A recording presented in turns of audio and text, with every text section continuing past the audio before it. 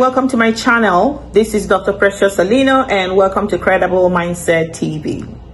Today I'll be talking about a topic that I'm really excited about. Of course, is about mindset, so I ought to be excited about it. Have you heard about the saying that mindset is everything? Some people may say it's a cliche, but I tell you, mindset is everything. That's really what determines what you do. That's really what moves you. All right. Wouldn't it be awesome to kind of like get a picture of how your mind is set, your mindset? Would it be awesome for you to know or get a snapshot of your mindset, and also be able to take different snapshots at different times of the day or at different seasons of your life to be able to recognize or understand some of the triggers that caused you to have your mind set in a certain way at a certain time or during a certain season. All right. Now, there are several factors that determine an individual's mindset, and each person is on a different spectrum on that wheel, depending on a mix of these factors. I'm going to talk about 4 broad factors. Within each 4 broad factors, there are also different other sub-factors that affect the person's mindset, or that make up, so to say, your mindset. Certain people are more imaginative than others. So the very first one is imagination. Imagination encapsulates inspiration, it encapsulates vision, and it also encapsulates purpose. Right? So for some people, just little things will inspire them. I personally, from watching a movie, anything, honestly, there's no movie that I watch that would not inspire me. Like, I just learn a lot from different things, so I will pay attention to some of those things because my environment inspires me a lot. Other people that are on a different spectrum of these factors may not necessarily see what I'm seeing when I watch something and I'm drawing inspiration from that thing. So everybody is on a different spectrum on this wheel of factors. But that's the difference between having a fixed mindset and having a growth mindset. Because irrespective of the factors or how your mind is set or your baseline in terms of your mindset, you can still move around this wheel, or you can pick aspects of the different areas of the mindset wheel to be able to grow yourself, to be able to learn and unlearn the things that would help move you forward. Now, one again that I just mentioned that I want to talk about is imagination, right? So imagination has a vision, it has purpose, and it has what? Inspiration. The next one is action. With action comes the decisions we make, setting our goals and making sure that we follow through on those goals, right? The next one is determination. This one is key. Determination is really what makes the action come true. So you may want to take an action and you start the first step of that action. Without determination, you're not going to see it through. You've heard about the saying that you can take a horse to the stream or to the river, but you can never force the horse to drink.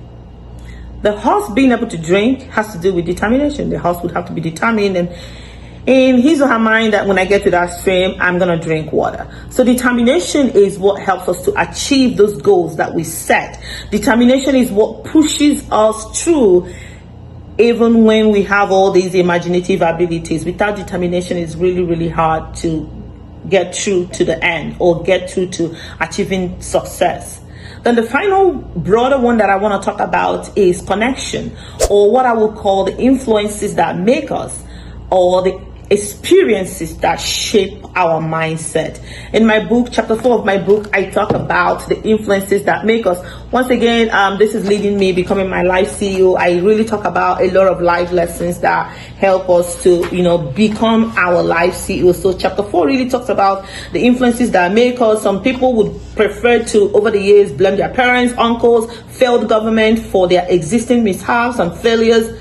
I'm not ignorant of the negative consequences of an unfavorable socio-economic background of failed government. However, as I alluded to in the initial chapter of this book, those are the uncontrollable chapters of your life.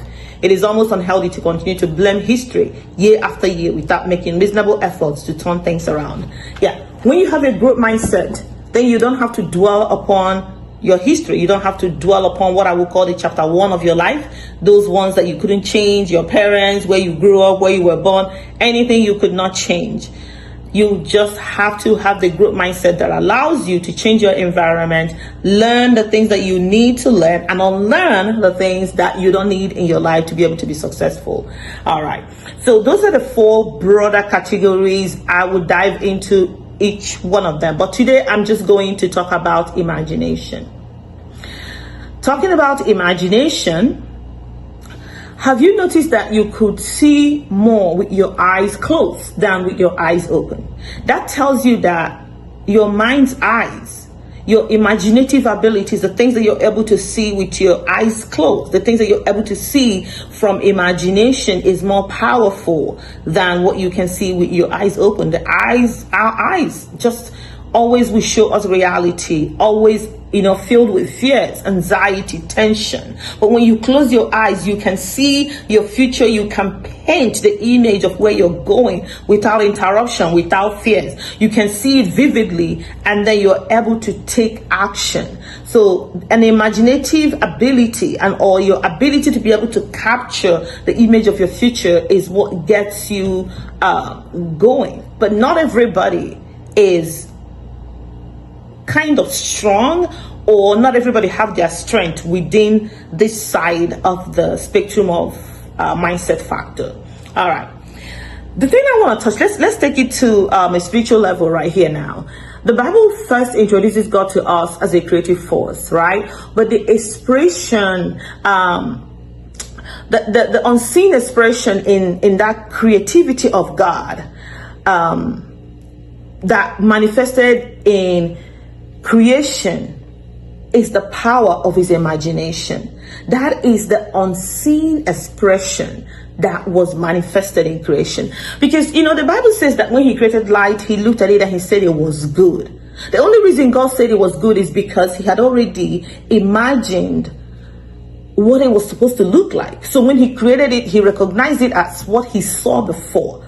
For you to be able to know what you want, for you to be able to capture that vision and pursue it with an action and followed by determination, you have to know what you have seen. You have to prepare for it. You have to plan for it, right? Like the builders will first of all sketch, just give you a drawing, an architectural design of what that reality is going to be like. Now, realists might argue that, if you imagine a lot, or if you're imaginative in nature, you're just living in a land of fantasy. Well, that's where prototypes come from. Like most of the vehicles, they have to do the prototypes first. Imagination is what gives you those prototypes. So why don't you today create the prototype of your future life, the prototype of the vision that you see? Why don't you create it? For me, I look at it as being prepared. Right? So let me go back to what I was saying about God. Okay. So he tells us that when he saw the light, he said it was good. Why was it good versus bad? It was good because it matched what he saw, what he imagined. It matched what he imagined. That's why God said it was good. Let's say he created light and he said, let there be light, and then light came and it wasn't exactly what he had imagined it to be. Then he would not say that it was good. It was good is because he compared it to what he has already planned. So imagination helps us to be prepared so that then when your preparation meets opportunity, what other people might call luck, for you, it's not luck. You were prepared. You took the necessary actions. You were inspired. You drafted your vision and then you walked towards it. Before we continue on this imagination, by the way, I just want you to, for 1 minute, just watch a little bit of an ad of the conference that I'm going to have come October. Ever wonder why some people can effortlessly manifest their dreams while you are still struggling to imagine them? Or not sure whether you have what it takes to achieve big dreams? Join us in Phoenix, Arizona at the Imagine Women's Conference 2025. This is a faith-based women's conference, and this year's theme is Endless Possibilities, Empowering Women to Imagine and Achieve. Packed with vision, action, and purpose, brought to you by Incredible Mindset, LLC. Join our incredible host and keynote speaker, Dr. Precious Alina, and our distinguished guest speaker, Nneka Opara.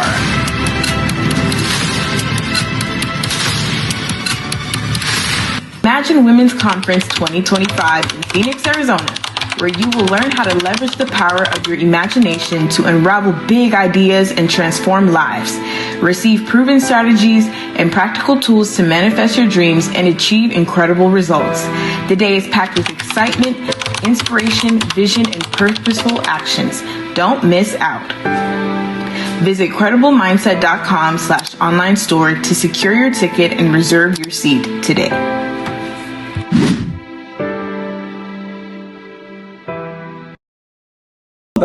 Imagine Women's Conference. All right, welcome back. Imagination is the raw material of vision and creativity. The problem is that we often stop at raw material level, right? And like most raw materials, they are often useless without the final product. When you imagine it and then you have a vision and you don't take the necessary steps, that's when it becomes fantasy. That's when it becomes daydreaming. And that's not the intended purpose of how to use this skill. By the way, I would like to stop here today. We're going to continue next time.